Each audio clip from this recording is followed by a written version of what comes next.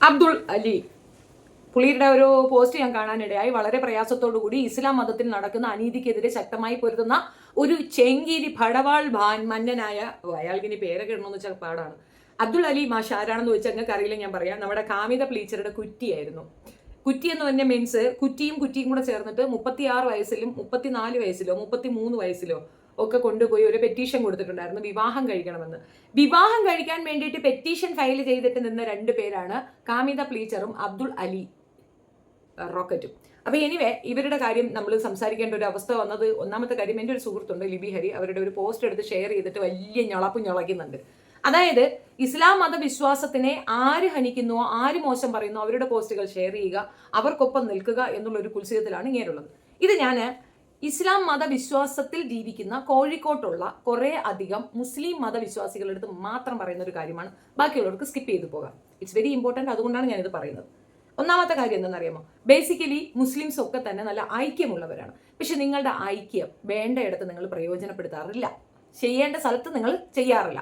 പകരം കുറേ ഫേക്ക് ഐഡിയകൾ ഉണ്ടാക്കുക, കുറേ പേര് തെറി പറയുക, കുറേ പേര് മോശം പറയുക. ഇതല്ലാതെ നിങ്ങൾക്കത് കൃത്യമായിട്ട് ചെയ്യാൻ അറിയത്തില്ല. അതുകൊണ്ടാണ് നിങ്ങൾ ഈ അപരവൽക്കരണവും ആക്രമണവും ഒക്കെ നേരിടുന്നത്.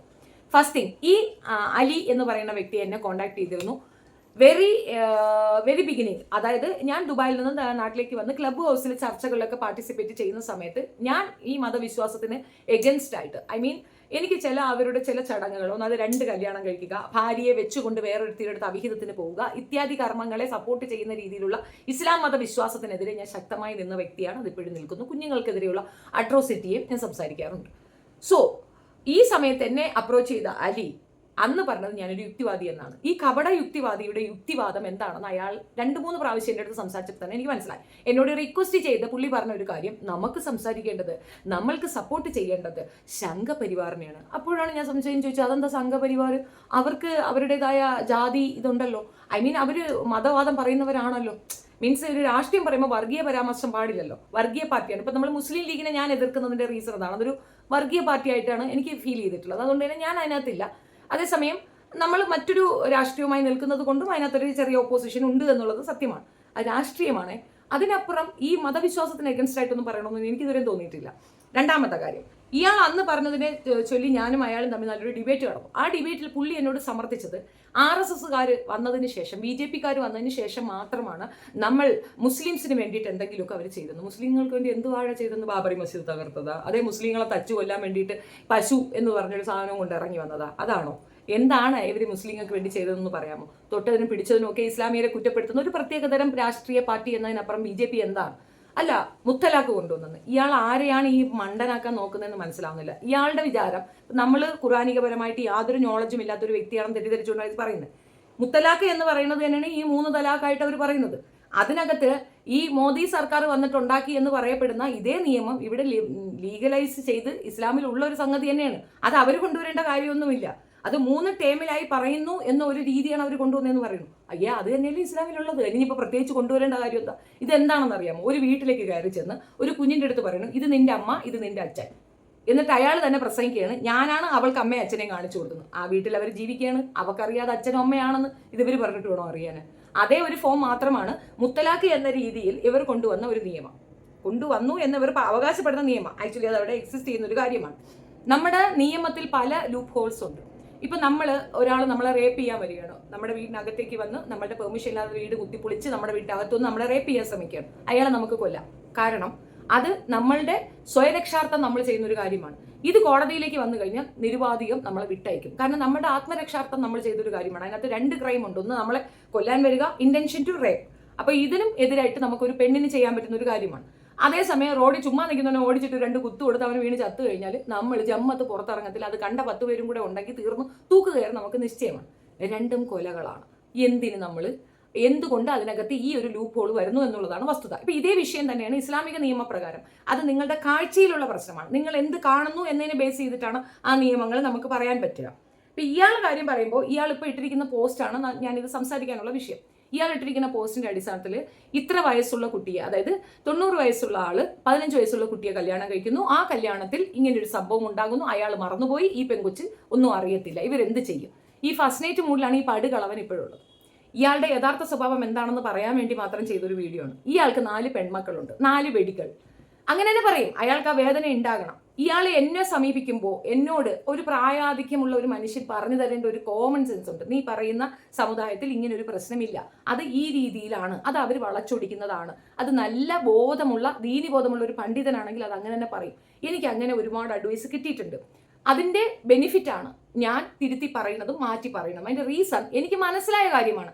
ഞാൻ ധരിച്ചു വെച്ചിരുന്നത് തെറ്റാണെന്നും അതിന് ഇങ്ങനെ ഒരു വശമുണ്ട് എന്ന് പറഞ്ഞ് മനസ്സിലാക്കി തരുമ്പോൾ നമ്മൾ അതിന് ചേഞ്ച് ആവും. അതല്ലേ ഒരു നോളജ് ഉള്ള അത്യാവശ്യം മാഷെന്ന് എല്ലാവരും പറയുന്ന നല്ലൊരു ജുക്തിവാദിയുടെ ഒരു ഇത്. അയാൾ പക്ഷെ എന്താ പറഞ്ഞത്, BJP സപ്പോർട്ട് ചെയ്യണമെന്നാ പറഞ്ഞത്. ഞാൻ മറ്റൊരു വീട്ടിൽ ജനിച്ചതായതുകൊണ്ടല്ലേ എനിക്ക് അങ്ങനെ ഒരു അവസ്ഥ വന്നത്. അയാളുടെ സ്വന്തം 4 വെടിക്കുറ്റികൾ അയാൾക്കൊന്നും പറഞ്ഞു കൊടുക്കാനില്ലേ? കാമിത ഇവിടുന്ന് അങ്ങോട്ട് പോകുന്നു. ഭർത്താവിനാൽ പീഡിപ്പിക്കപ്പെട്ട് ഭർത്താവിനാൽ ഉപദ്രവം നേരിടപ്പെട്ട ഒരു സ്ത്രീ ഇവിടുന്ന് കെട്ടിക്കേറി അങ്ങോട്ട് ചെല്ലുകയാണ്. അവളെ വിവാഹം കഴിച്ചു കൊള്ളാന്ന് പറഞ്ഞ് 2 പ്രാവശ്യം ആപ്ലിക്കേഷൻ കൊടുക്കുകയാണ് ഈ കള്ളക്കളവൻ. ഇയാൾക്ക് ഈ ആപ്ലിക്കേഷൻ കൊടുക്കുന്ന സമയത്ത് ഇയാളെ വയസ്സ് 77 77 വയസ്സുള്ള ഇയാള് 33, 36 വയസ്സ്, അതായത് ആദ്യം 33 വയസ്സ്, പിന്നെ 3 കൊല്ലം കഴിഞ്ഞ് 36 വയസ്സ്. ഈ 3 വർഷക്കാലവും അയാള് അവളെ അതിനകത്ത് വെച്ച് അനുഭവിക്കുകയും ചെയ്തിട്ടുണ്ട് കാമിതയുടെ ലെവലില് 4ാമതുള്ള ആളാണ് ഈ അലി എന്ന് പറയുന്ന ആള്. അപ്പം അവർ തമ്മിൽ അങ്ങനെ ഒരു റിലേഷൻഷിപ്പ് ഉണ്ടായപ്പോൾ അവരുടെ 4 മക്കളിൽ ഒരു മകൾ വിധവയായതുകൊണ്ട് ആ മകൾ വന്ന് പ്രശ്നം ഉണ്ടാക്കിയതിന്റെ ബേസിലാണ് ഇവൾ അവിടെ നിന്ന് ഇറക്കി വിട്ടിട്ടുള്ളത്. ഇങ്ങനെ ഒരു ചരിത്രമുള്ള വ്യക്തിയാണ് ഇസ്ലാമിനെ അവഹേളിക്കാൻ വേണ്ടി ഇങ്ങനെ ഒരു പോസ്റ്റ് ഇടുന്നത്. ഈ 77 വയസ്സുള്ള ഈ തൈക്കളവനിക്ക് സുന പൊങ്ങുമാണോ? അല്ലെങ്കിൽ സുന വർക്കബിൾ ആണെങ്കിൽ തന്നെ അവൾ അല്ലെങ്കിൽ ഈർക്കൽ പരിപാടിയൊക്കെ നടത്തി എങ്ങനെയും പൊക്കുമായിരിക്കാം. അതിനെപ്പറ്റിയൊന്നും എനിക്ക് അഭിപ്രായമില്ല. പക്ഷെ അയാൾക്ക് ആ പ്രായത്തിൽ 40 വയസ്സ് ഡിഫറൻസ് ഉള്ള മറ്റൊരു പെങ്കൊച്ചിനെ വിവാഹം ആലോചിക്കാം, അതും ഭർത്താവ് ജീവിച്ചിരിക്കുക, അവർ തമ്മിൽ ഡിവോഴ്സ് പോലും നടക്കാത്തടുത്ത് അങ്ങനെ ഒരു ക്രയവിക്രയത്തിന് ഇറങ്ങി നിൽക്കാമെന്നുണ്ടെങ്കിൽ പിന്നെ ഇയാൾക്ക് ഏത് രീതിയിലുള്ള ഒരു ഇതാണ് ഉള്ളത് ഒരു മതവിശ്വാസത്തിനെ അവഹേളിക്കാൻ? ഇപ്പൊ ഇസ്ലാം മതത്തിനെ അവഹേളിക്കുന്നതെന്ന് പറയുന്നത് ഇങ്ങനെ ഒരു കാര്യമാണ്. ഇപ്പം എവിടെയാണ് 90 വയസ്സുള്ള ഒരാൾക്ക് 15 വയസ്സുള്ള കുട്ടി കെട്ടിച്ചു കൊടുക്കുന്നത്? എന്തിനധികം ഷെയ്ഖ് എന്ന് പറയുന്നത് നമുക്കറിയാമല്ലോ, ഈ ഷാർജ ഷെയ്ഖ് അല്ല കേട്ടോ, ആ ഷെയ്ഖല്ല ഞാൻ പറഞ്ഞത്, നമ്മളെ ദുബായ് അങ്ങനെയുള്ള ഇസ്ലാം രാജ്യത്തുള്ള ഷെയ്ഖന്മാർ വിവാഹം കഴിക്കുന്നത് പോലും 15 വയസ്സുള്ള പെൺകുട്ടികളെ അല്ല.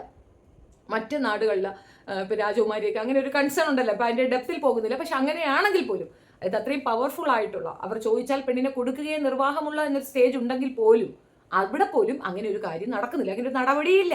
ദുബായിൽ ഇപ്പൊ റീസെന്റ് പിന്നെ ഡിവോഴ്സ് ആയ ഷെയ്ഖ രാജകുമാരി ഉണ്ടല്ലോ, അവർ തന്നെയാണ് ഏറ്റവും നല്ല എവിഡൻസ്. സ്ത്രീകൾക്ക് എത്രത്തോളം അക്സെപ്റ്റൻസും എത്രത്തോളം സ്വതന്ത്രരാണ് അവർ എന്ന് കാണാൻ ആ സ്ത്രീ മാത്രം നോക്കിയാൽ മതി. വേറെ അധികം ആൾക്കാരെയൊന്നും നോക്കേണ്ട കാര്യമില്ല. ഇസ്ലാമിക വിശ്വാസ പ്രകാരം ജീവിക്കുന്ന വ്യക്തികൾ അവർക്കറിയാം അതിനകത്തുള്ള എന്താണ് അതിന്റെ കാര്യകാരണങ്ങൾ എന്ന് കൃത്യമായി ബോധ്യപ്പെട്ടിട്ട് തന്നെ ആയിരിക്കും അത് അക്സെപ്റ്റ് ചെയ്ത് ജീവിക്കുന്നത്. അവർക്കില്ലാത്ത ബുദ്ധിമുട്ട് ഇവറ്റുകൾക്ക് ഉണ്ടാകുന്നത് എന്തുകൊണ്ടാണ്? ഇയാൾക്ക് അത്ര ദണ്ണമാണെങ്കിൽ ഇയാൾ എന്തിനാ പ്രവർത്തിക്ക് പോയി? ഇപ്പൊ ഇയാൾക്ക് 77 വയസ്സുള്ളപ്പോൾ 33 വയസ്സുള്ള കാമിതെ ഇയാൾ എന്തിന് കല്യാണം ആലോചിച്ചു? 3 വർഷത്തോളം അയാൾ കൂടെ നിർത്തി നന്നായിട്ട് ഉപയോഗിക്കുകയും ചെയ്തു. അയാൾക്കപ്പോൾ ഒരു ധാർമ്മികതയും തോന്നിയില്ലേ? ഇസ്ലാമിൽ ഇങ്ങനെ ഒരു ടേമയെ അംഗീകരിക്കാത്ത, ഇങ്ങനെ ഒരു ടേമിൽ ജീവിക്കാത്ത ഒരു വിഭാഗം ജനതയെ നോക്കി ഇത്തരത്തിലുള്ള വൾഗാരിറ്റി കമന്റ് ഇടാൻ ഇയാൾക്കാരാണ് അധികാരം കൊടുത്തത്? അപ്പൊ അതിൽ നിന്ന് തന്നെ വ്യക്തമല്ലേ ഇവന്റെ ഡുവൽ ഫാദർ സിൻഡ്രം അല്ലെങ്കിൽ ഡുവൽ പേഴ്സണാലിറ്റി.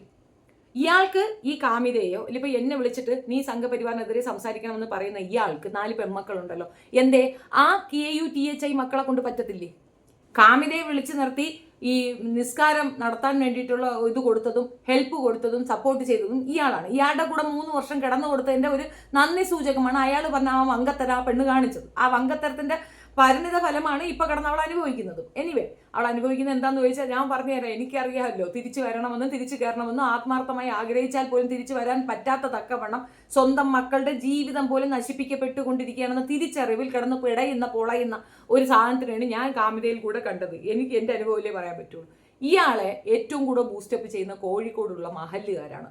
സത്യത്തിൽ ഇസ്ലാം മത വിശ്വാസത്തിൽ ജീവിക്കുന്ന അവരെ അവഹേളിച്ചുകൊണ്ട് ഇത്തരം വൾഗർ പോസ്റ്റ് ഇടുന്ന ഈ വ്യക്തി മറ്റ് പെൺകുട്ടികളെ ഇതിനകത്തേക്ക് ഇൻവൈറ്റ് ചെയ്യുമ്പോൾ ഇയാളുടെ 2-4 പടക്കങ്ങൾ സേവ് ആവുകയാണ്. അതെന്ത് അടിസ്ഥാനത്തിലാണ്? ഈ 4 പടക്കങ്ങളുടെ മഹല്ലുകാർ എന്തുകൊണ്ട് ഇടപെടുന്നില്ല?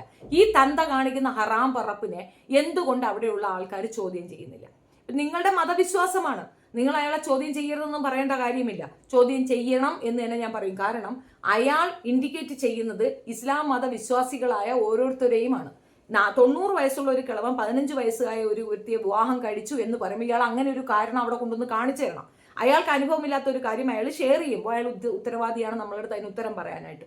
പള്ളിയിൽ കൃത്യമായി പോകുന്നു, പള്ളികളുടെ ഒരു എമൗണ്ട് കെട്ടണമല്ലോ മന്ത്ലി, അത് കെട്ടുന്നുണ്ട്, കൃത്യമായി എല്ലാം ഫോളോ ചെയ്യുന്നുണ്ട്, മത അടിസ്ഥാനത്തിൽ ജീവിക്കുകയാണ് ഇയാളുടെ 4 വെടിക്കുറ്റികളും. അതേപോലെ ഇയാളും അങ്ങനെ തന്നെയാണ്. മരിച്ചാൽ ഇയാൾക്ക് കൊണ്ട് അടക്കാൻ വെച്ചിരിക്കുന്ന ഖബറിസ്ഥാനാണ് കാപ്പാട് മഹല്ല് കമ്മിറ്റി റെഡിയാക്കി വെച്ചിരിക്കുകയാണ്. ഖബറിസ്ഥാൻ കൂടെ റെഡിയാക്കി വെച്ചിരിക്കുകയാണ്. അവിടെയുള്ള പാവ മന്ദബുദ്ധികളായ ഇസ്ലാം മത വിശ്വാസികൾ ഇയാൾക്ക് വേണ്ടി മയ്യത്ത് നമസ്കാരവും നടത്തും. നിങ്ങൾ മന്ദബുദ്ധികളാണ്, സത്യം പറയാലോ. Very sorry to say this. നിങ്ങൾ ആക്ഷൻ എടുക്കാത്തത് കൊണ്ടാണ് കൂടുതൽ ആൾക്കാർ ഇത്തരം വൾഗാരിറ്റിയും കൊണ്ട് ഇറങ്ങുന്നത്. എന്ത് തോന്നിവാസവും പറയാം. ലേശം ഒരു അല്പം ഉളുപ്പുണ്ടെങ്കിൽ, വസ്തുതയുണ്ടെങ്കിൽ കുഴപ്പമില്ല, നമ്മൾ ഓക്കെ, ശരിയാ, വസ്തുതാപരമായ വിശകലനങ്ങൾ, വിമർശനങ്ങളാണ്, നമുക്ക് അംഗീകരിക്കാം.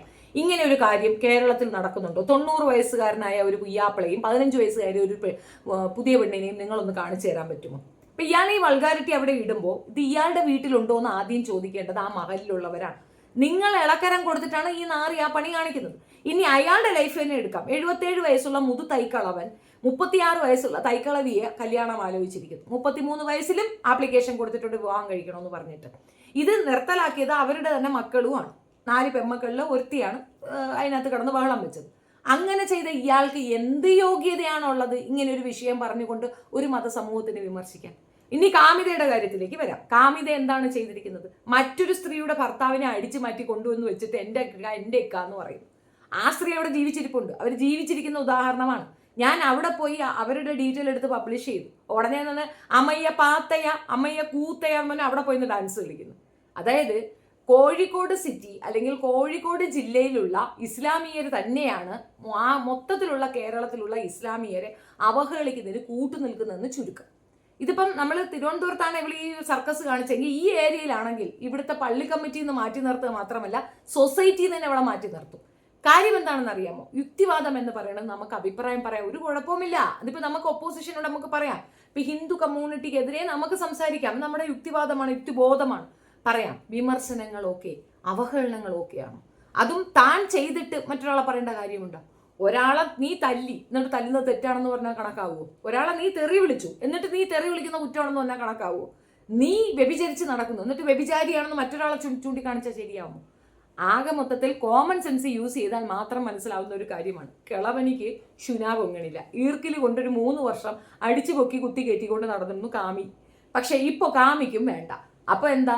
ചുമ്മാ ചിന്താശേഷി ഇങ്ങനെയൊക്കെ എങ്ങോട്ടോ ഏതൊക്കെ പ്രതലത്തിലൊക്കെ ആടി ഉലഞ്ഞ് ആറുമാച്ച് നടക്കുന്ന ഈ പടുക്കളവനെ നിർത്താൻ അവിടുത്തെ മഹല്ല് കമ്മിറ്റിക്കാരാണ് ഇനിഷ്യേറ്റീവ് എടുക്കേണ്ടത്. ഞാനത് പറഞ്ഞു എന്ന് മാത്രമേ ഉള്ളൂ. പിന്നെ ഒരു ലിബി ഹരി എന്ന് പറയുന്ന യുക്തിവാദി ഒരു വിഷയം പോസ്റ്റ് ചെയ്തിട്ടുണ്ട്. അതിനെ ബേസ് ചെയ്തെടുത്ത് ഷെയർ ചെയ്ത് വെച്ചിട്ട് വലിയ കേമത്തരം പറയുന്ന കുറച്ച് ആൾക്കാർക്ക് ഒരു മറുപടി ഞാൻ അടുത്ത വീഡിയോയിൽ തരുന്നതായിരിക്കും. നമുക്ക് അതിൽ കാണാം. തൽക്കാലം ഇത്രയേ ഉള്ളൂ. നിങ്ങളുടെ അഭിപ്രായം കമൻറ്റിൽ രേഖപ്പെടുത്തുക. അലി എന്ന് പറയുന്ന ഈ 2 ഘട്ട ജന്മത്തിനെതിരെയുള്ള തുടരും. Thank you.